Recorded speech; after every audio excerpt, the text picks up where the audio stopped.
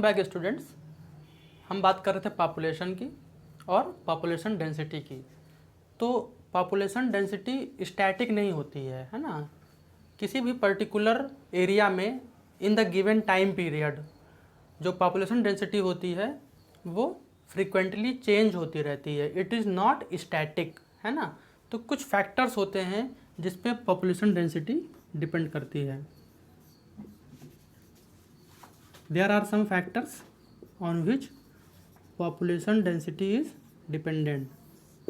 तो population density सबसे पहले डिपेंड होती है बर्थ पे, बर्थ रेट, है ना। उस पर्टिकुलर एरिया में जहाँ की हम पॉपुलेशन को कंसिडर कर रहे हैं, अगर वहाँ पे नए इंडिविजुअल्स की बर्थ हुई है तो वहाँ के पॉपुलेशन डेंसिटी में डिफरेंस आएगा। Next, death rate. Second factor क्या है? डेथ रेट या फिर death.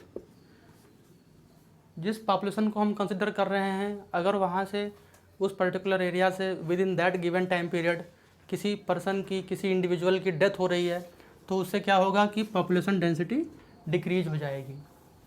As well as to more, immigration.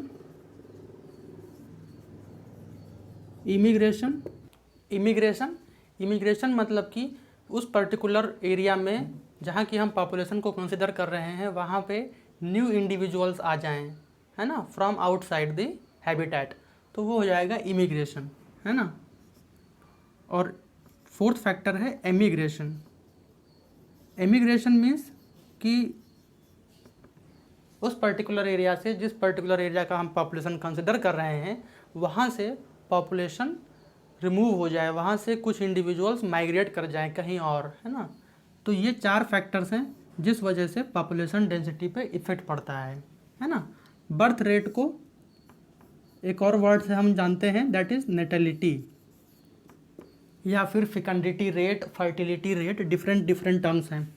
Where as death rate को मोर्टैलिटी भी कहते हैं, डेथ रेट को मोर्टैलिटी भी कहा जाता है। वेयर एज इमिग्रेशन और एमिग्रेशन, ये दोनों का भी अपना अपना रोल है पॉपुलेशन डेंसिटी में। बर्थ रेट क्या करती है? बर्थ रेट पॉपुलेशन डेंसिटी को इंक्रीज करेगी, डेथ रेट पॉपुलेशन डेंसिटी को डिक्रीज करेगी। इमिग्रेशन क्या होगा? इससे पॉपुलेशन डेंसिटी इंक्रीज करेगी और एमिग्रेशन से पॉपुलेशन डेंसिटी डिक्रीज होगी। तो ये थे चार फैक्टर्स जिस पे पॉपुलेशन डेंसिटी डिपेंड करती है। अब हम बात करेंगे कि किस तरीके से नेटेलिटी, जो कि बर्थ रेट है, वो पॉपुलेशन डेंसिटी को इफेक्ट करती है ना। We will talk about birth rate और नेटेलिटी। तो ऐसे कौन से फैक्टर्स हैं जो कि बर्थ रेट को इन्फ्लुएंस करती है ना, या फिर फिकंडिटी रेट या फर्टिलिटी रेट को इफेक्ट करती है ना। तो नंबर वन जिस फैक्टर पे बर्थ रेट डिपेंड होता है, that is sex ratio. What is sex ratio? तो जिस पॉपुलेशन का सेक्स रेशियो में फीमेल्स ज़्यादा होंगे कंपेयर टू मेल्स, तो उन पॉपुलेशन का जो बर्थ रेट होगा वो हाई होगा कंपेयर टू वैसा पॉपुलेशन जिसमें फीमेल सेक्स रेशियो लेस है मेल रेशियो से कंपैरिजन में, है ना। तो ये पहला हो गया सेक्स रेशियो। सेकंड फैक्टर होता है क्लच साइज या फिर ब्रूड साइज। क्लच साइज या ब्रूड साइज। तो what is clutch size? Clutch size मतलब number of progeny that can be produced in a single parturition, है ना। तो जिस फीमेल का क्लच साइज ज़्यादा होगा एट अ सिंगल पार्टुरेशन, जो ज़्यादा यंग वंश को रिप्रोड्यूस करेगी, तो उस पॉपुलेशन की जो फिकंडिटी रेट होगी, बर्थ रेट होगी, वो ज़्यादा होगी, है ना। तो ये हो गया क्लच साइज। थर्ड फैक्टर जिस पे बर्थ रेट डिपेंड करता है, that is generation time. What it is? Generation time. तो जनरेशन टाइम जितना ज़्यादा लेस होगा उतना ज़्यादा उस पॉपुलेशन की बर्थ रेट होगी। कैसे? व्हाट इज जनरेशन टाइम, पहले ये समझते हैं। जनरेशन टाइम ये दो रिप्रोडक्टिव इवेंट्स के बीच में जो टाइम स्पेंड हुआ है ना, that is the generation time. क्या कह सकते हैं? It is the time gap between two successive reproductive events. What is generation time? It is the time gap between two successive reproductive events. तो दो successive reproductive events के बीच में अगर time gap कम है तो इसका मतलब क्या हुआ? जनरेशन टाइम कम हुआ, और जनरेशन टाइम कम हुआ तो बर्थ रेट ज़्यादा हुआ, है ना। फोर्थ फैक्टर हम बात करेंगे अर्ली एज रिप्रोडक्टिव एबिलिटी। क्या कहा मैंने कहा अर्ली एज रिप्रोडक्टिव एबिलिटी।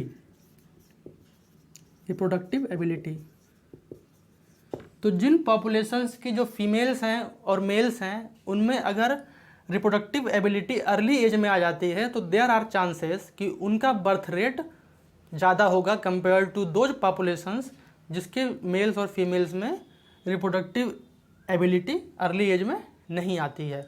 तो ये हो गए कुछ फैक्टर्स जिस पे डिपेंड करता है बर्थ रेट। तो अब हम सीखेंगे कि किस तरीके से किसी पॉपुलेशन का बर्थ रेट कैलकुलेट किया जाता है। तो लेट अस एज्यूम कि हम एक कैट पॉपुलेशन लेते हैं और सपोज करते हैं कि उसकी टोटल पॉपुलेशन 100 है ना। कितना है? 100 कैट्स। और एक पर्टिकुलर टाइम पीरियड में हमें कहा गया, सपोज दैट वो टाइम 1 ईयर है ना, और कहा गया कि इस 1 ईयर में number of birth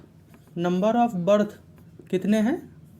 number of birth अगर कहा गया कि 50 है, सपोज है फॉर एग्जांपल 50 कैट्स 1 ईयर के पीरियड में प्रोड्यूस हुए, तो इसका बर्थ रेट कैसे निकालेंगे? इसका बर्थ रेट हो जाएगा in that particular 1 year number of birth upon total population, है ना, अपॉन टोटल पॉपुलेशन। तो ये हो जाएगा 50/100, है ना।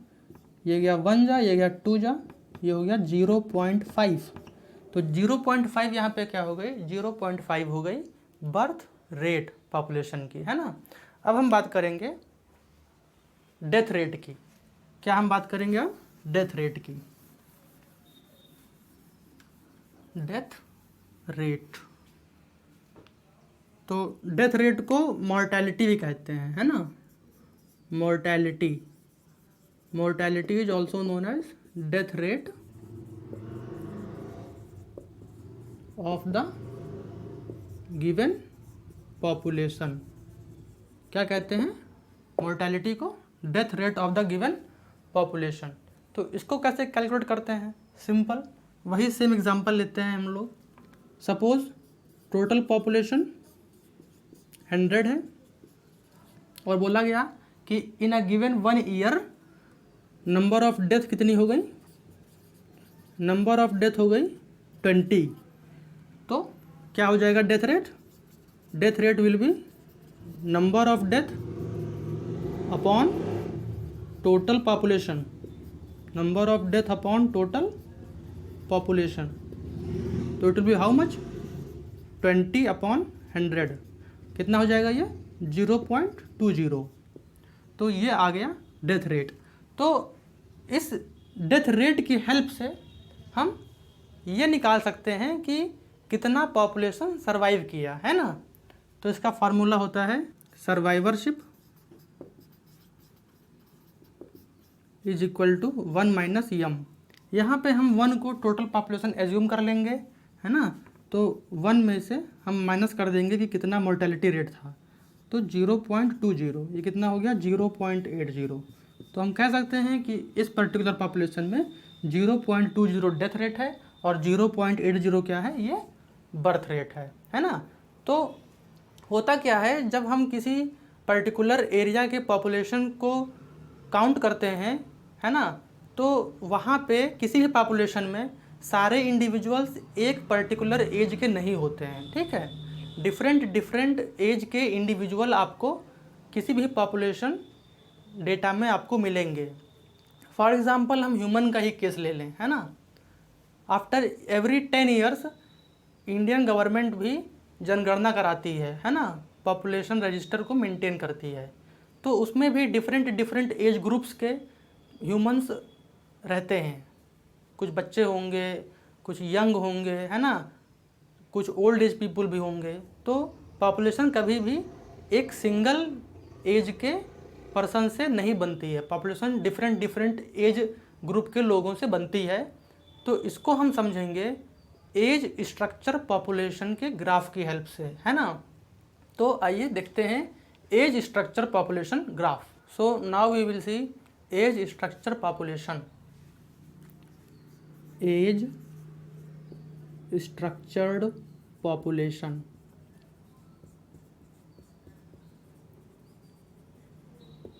और इसको एज पिरामिड भी कहते हैं। क्या बोलते हैं इसको? Age pyramid. Age pyramid. तो इसमें हमने बात की कि किसी भी पॉपुलेशन में डिफरेंट एज ग्रुप्स के इंडिविजुअल्स प्रेजेंट होंगे। कांस्टेंट एज ग्रुप के इंडिविजुअल किसी भी पॉपुलेशन में प्रेजेंट नहीं हो सकते, है ना। कुछ पॉपुलेशन अपने रिप्रोडक्टिव एज में होंगे, कुछ पॉपुलेशन रिप्रोडक्टिव एज को क्रॉस कर चुके होंगे, और कुछ पॉपुलेशन ऐसी होगी जिसको अपनी रिप्रोडक्टिव एज को अटेन करना है ना, वहाँ तक पहुँचना है। तो इसमें हम 3 ग्राफ की हेल्प से समझते हैं एज स्ट्रक्चर पॉपुलेशन को, है ना। तो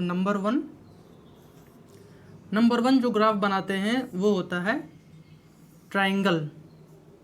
कैसा? Triangle shape. Triangle shape. इस ट्राइंगल शेप में इसको 3 पार्ट में डिवाइड करते हैं, है ना।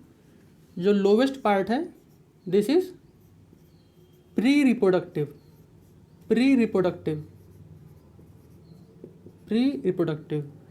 सेकेंड फेज को बोलते हैं रिप्रोडक्टिव। और जो सबसे टॉप में है that is post reproductive phase. Triangle shape graph उस पॉपुलेशन को सपोर्ट करता है जो पॉपुलेशन एक्सपैंड हो रहा है ना, मतलब दैट इज एक्सपेंडिंग पॉपुलेशन। जो पॉपुलेशन एक्सपैंड हो रहा है, तेज़ी से ग्रो हो रहा है, उसमें हम क्या देखते हैं? उसमें हम देखते हैं कि एज पिरामिड कैसा बनता है? ट्रायंगल शेप का। क्यों बनता है ये समझते हैं। यहाँ पे लोअर पिरामिड मतलब लोअर ट्रायंगल में आप देख रहे हैं सबसे ज़्यादा पॉपुलेशन प्री रिप्रोडक्टिव एज वाले पॉपुलेशन की है। तो यहाँ पे केस क्या है? यहाँ पे pre reproductive individuals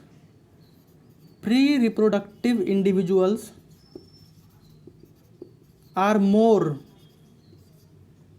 compared to reproductive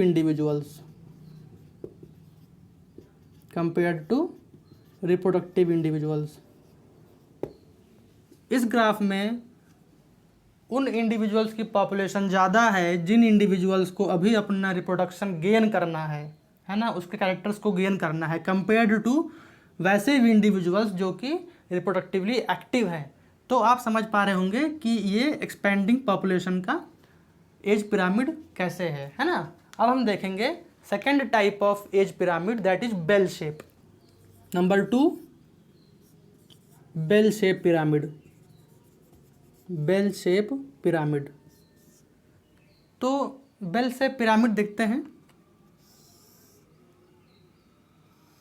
ये just like a bell shape बनेगा, है ना, जैसे घंटी होती है। तो इसमें आप देख रहे हैं कि सबसे नीचे जो पॉपुलेशन होगी वो है प्री रिप्रोडक्टिव की, है ना। उसके ऊपर होगी रिप्रोडक्टिव, और सबसे टॉप में पोस्ट रिप्रोडक्टिव इसमें वो इंडिविजुअल्स होंगे जो रिप्रोडक्टिव एबिलिटी को लॉस कर चुके हैं, है ना। तो इसमें हम क्या देख रहे हैं, इसमें हम देख रहे हैं कि इस ग्राफ में बेल शेप्ड में ऐसे पॉपुलेशन आएंगे जिसमें individuals of pre reproductive individuals near about equal हैं, है ना, नियर अबाउट इक्वल हैं किसके, रिप्रोडक्टिव एज के। आप ग्राफ से देख रहे हैं इनका जो पॉपुलेशन है और इनका जो पॉपुलेशन है ये सिमिलर है ना, नियर अबाउट सिमिलर है, तो इक्वल टू रिप्रोडक्टिव इंडिविजुअल्स।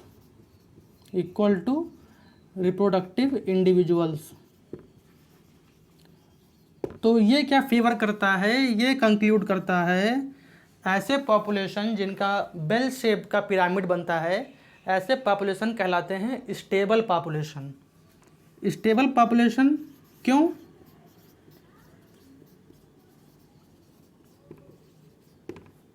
क्योंकि रिप्रोडक्शन और प्री रिप्रोडक्शन दोनों के पॉपुलेशन इक्वल है। यहाँ पे हम दो हमारे दो वाला कंसेप्ट काम करता है और मेजॉरिटी ऑफ डेवलप्ड कंट्रीज़ में बेल शेप्ड पिरामिड ही देखा जाता है ना। यहाँ पे क्या होता है, हम दो हमारे दो वाला कंसेप्ट बेल शेप्ड पिरामिड में चलता है ना। नेक्स्ट अब हम देखेंगे earn shaped. Number 3 earn shape pyramid. Earn shape, तो अर्न शेप पिरामिड कुछ ऐसे बनता है, जस्ट लाइक अर्न, है ना, it is a earn shaped pyramid.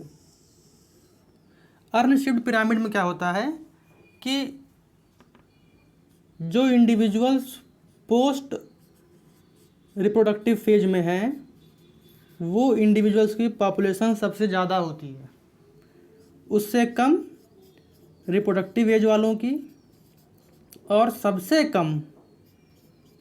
Come pre reproductive वालों की।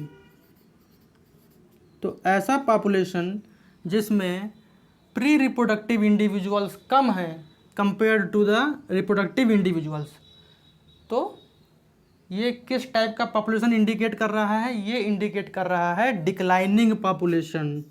ये पॉपुलेशन डिक्लाइनिंग कंडीशन शो कर रहा है। क्या शो कर रहा है, डिक्लाइनिंग पॉपुलेशन।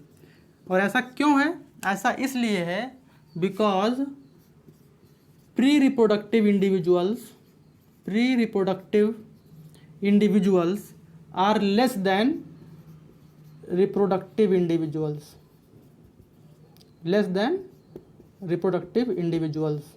है ना, लेस देन रिप्रोडक्टिव इंडिविजुअल्स। तो एज पिरामिड देखने के बाद में आई होप कि ये आपको पूरा क्लियर हो गया होगा।